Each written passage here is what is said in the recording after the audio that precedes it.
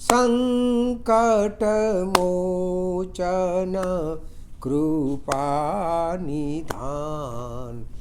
जय हनुमान जय जय हनुमान। जय हनुमान जय जय हनुमान। जय हनुमान जय जय हनुमान। जय हनुमान जय जय हनुमान। जय हनुमान जय जय हनुमान।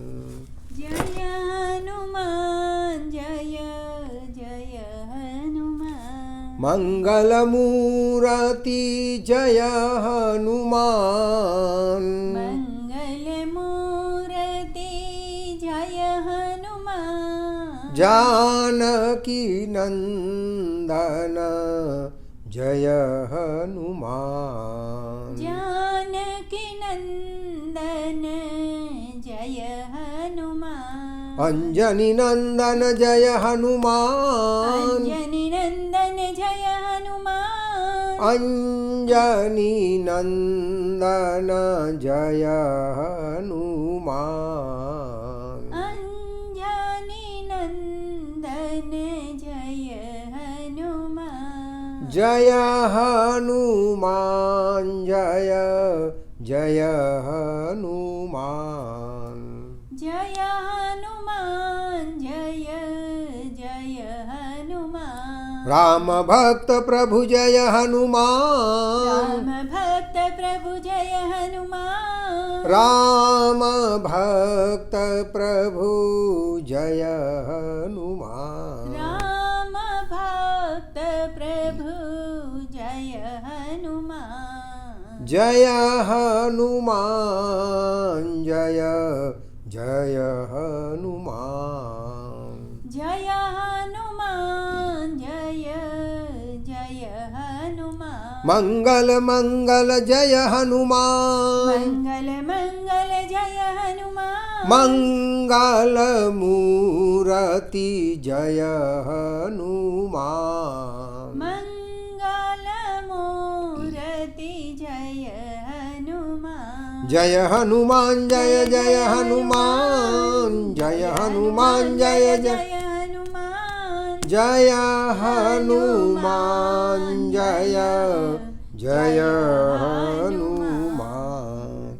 बोलिए हनुमान जी भगवान की। श्री राधावर कृष्ण चंद्र भगवान की जय। आपन तेज सम्हारो आपे। तीनों लोक हाँकते कापे। हनुमान जी के लिए तुलसीदास जी कहते हैं कि आपका तेज आप ही संभाल सकते हैं। भाई अग्नि को संभालना आप हाथ में नहीं ले सकते, उसके लिए पात्र चाहिए। हनुमान जी के पास इतना तेज है, वो ही पात्र है, आप ही आपका तेज संभाल पाएंगे। आपको कोई कहे अग्नि संभाल लो तो हम अग्नि पकड़ के तुरंत फेंकना पड़ेगा। तो हनुमान जी का इतना तेज है कि संभालना मुश्किल हो जाता है। आप खुद ही पात्र हैं और तेज भी आप में है। इसका बड़ा गहरा अर्थ है। हमारे भीतर में जो आत्मशक्ति है वो ही बहुत बड़ी शक्ति होती है। शारीरिक रुष्ट पुष्ट हो, कई लोग ऐसे हैं शारीरिक रुष्ट पुष्ट लेकिन अंदर आत्मशक्ति नहीं है। यदि आत्मशक्ति नहीं है तो आप कितनी भी शक्तिशाली हो सब व्यर्थ हो जाएगा। मैंने कई ऐसे लोग सुना है, देखा है, अति संपन्न है लेकिन बहुत डरते हैं। कई लोग छोटी छोटी बात पे सुसाइड कर लेते हैं। तो ये क्यों होता है? ये तुलसीदास जी हमें बहुत गहरे में समझाते हैं कि अपनी आत्मशक्ति को जागृत करना चाहिए।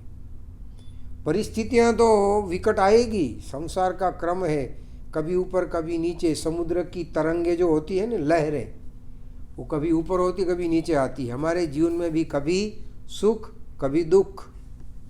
ये तो संसार सुख दुख के साथ ही बना हुआ है। लेकिन उसके लिए क्या करना है? बोले हमारी आत्मशक्ति को मजबूत करना है। यदि आत्मशक्ति आपकी मजबूत है तो तुलसीदास जी कहते हैं कि आप हनुमान चालीसा का पाठ तो कर रहे हैं लेकिन साथ में अपने आप को, इसलिए ये बहुत गहरा अर्थ, आपन तेज समारो आपे तीनों लोक कते कापे। और आत्मशक्ति मजबूत होगी ने तो 3 लोक, हनुमान जी के पास तो इतनी आत्मशक्ति थी कि 3 लोक उनसे डरते थे। केवल मृत्यु लोक नहीं, ऊपर सूर्य गए तो ऊपर सूर्य डरने लगा, पाताल में डरते थे अहिरावण महिरावण, और मृत्यु लोक में रावण आदि सब हनुमान जी से डरते थे। रावण बार बार पूछता था कि युद्ध में जितने वानर आएंगे उसमें अंगद कहे सबसे वही जो आपको मिलने आया था ना पहली बार, वही हमारा मेन वानर है।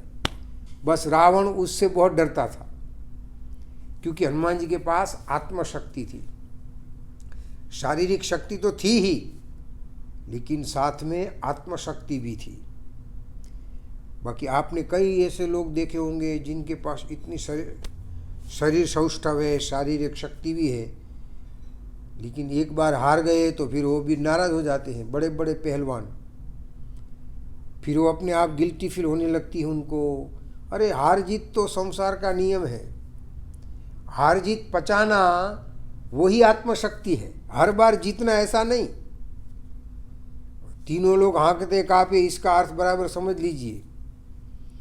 हनुमान जी ने जैसा भी समय आया ने ऐसे उस समय के हिसाब से जब जरूरत पड़ी युद्ध भी किया, जरूरत पड़ी लंकाओं को जला दी, जरूरत पड़ी तब छोटे भी बन गए, जरूरत पड़ी तो बड़े भी बन गए। और इतना करते हुए भी अहंकार नहीं था, इसलिए आत्मशक्ति ज़्यादा थी। हम लोगों में तो अहंकार आके परेशान करता है, इसलिए हमारी आत्मशक्ति खत्म हो जाती है। जिसको भी आत्मशक्ति बढ़ाना है उनको निरहंकारी जीवन बनाना पड़ेगा, तभी निर्भयता आती है। यदि हम अहंकार रखेंगे, देखो मैंने पहले भी कहा था कि गौरव होना चाहिए, गर्व नहीं करना चाहिए। अपना गौरव तो रखना ही चाहिए लेकिन गर्व नहीं होना चाहिए। छोटे के पास छोटे बन जाओ, अहंकारी के सामने हनुमान जी जैसा दिखाओ, वो भी जरूरी है। अन्यथा तो आप कैसे हो जाएंगे? निर्बल बन जाएंगे। तो यहाँ यही तीनों लोग हाँकते कांपे, हनुमान जी से 3 लोग डरता था और कारण यही था कि आत्मशक्ति। मैंने अपने राजचंद्र जी जो हुए उनकी एक बहुत सुंदर बात मैंने कहीं पढ़ी थी। उन्होंने एक बार एक हाथ में घी का घड़ा ले लिया, घी का पात्र, उदाहरण देते हैं, और दूसरे हाथ में छाछ का घड़ा। अब दोनों हाथ हमारे व्यस्त हो गए, बिजी हो गए, एक्यूपाइड हो गए। और उस समय मधुमक्खी आई और आके मुंह पर बैठ गई। 8-10 मधुमक्खियाँ आ गई। अब हमारे हाथ में, एक हाथ में तो घी का घड़ा है और दूसरे हाथ में छाछ का घड़ा है। तो जिसके पास भी थोड़ी अक्ल होगी वो क्या करेगा? छाछ घी में से किसको छोड़ेगा? भाई जिसमें थोड़ी भी है वो छाछ छोड़ देगा, घी को पकड़ के रखेगा। यदि दोनों संभाल के मधुमक्खी को आप उड़ा दें तो बहुत अच्छी बात है, वेल एंड गुड। अन्यथा आपको क्या करना पड़ेगा? छाछ को छोड़ के, छाछ के पतीला छोड़ दो, छाछ के घड़े को छोड़ दो और मक्खी को उड़ा दो। ऐसे जीवन में भी, और दोनों संभल पाओ तो बहुत अच्छी बात है, लेकिन जीवन में भी शरीर और आत्मा दोनों में से यदि संभालना हो तो किसको प्रायोरिटी होनी चाहिए, किसको संभालना चाहिए? बोले आत्मा को संभाल लो। यदि घी संभाल लिया तो घी महंगा है, वो छाछ है। दोनों, शरीर को बिगाड़ना नहीं है, इसका अर्थ ये नहीं समझना, लेकिन आत्मा संभल गया तो शरीर संभल जाएगा। और आत्मशक्ति यदि हमारी नष्ट हो गई तो शारीरिक शक्ति भी नष्ट हो जाएगी। इसलिए यहाँ जो इस चौपाई में जो गहरा अर्थ समझाना चाहते हैं वो यही समझाते हैं, अपनी आत्मशक्ति को मजबूत रखना चाहिए, तब तीनों लोग हाँकते कापे। आत्मशक्ति नहीं होगी तो नहीं चलेगा।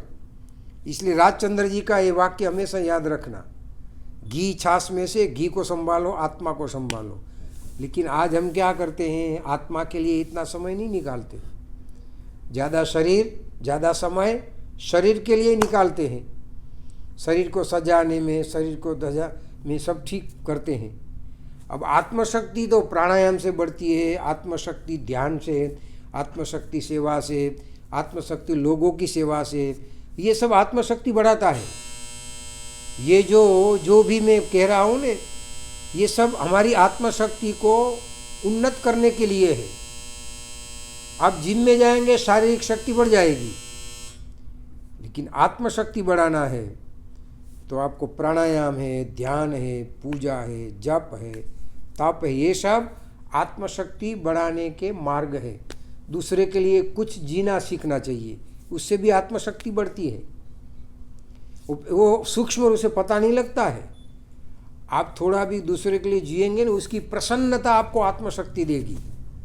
देखो, हर एक वक्त आप जो सत्कर्म करते हैं उसकी प्रसन्नता आपको मिलती है, और उस प्रसन्नता के कारण आपकी आत्मशक्ति अपने आप बढ़ेगी। आप यदि अप्रसन्न है तो आत्मशक्ति नहीं बढ़ेगी। तो हनुमान जी की निरंतर आत्मशक्ति मजबूत थी। शारीरिक शक्ति तो थी ही थी, लेकिन पहले आत्मशक्ति।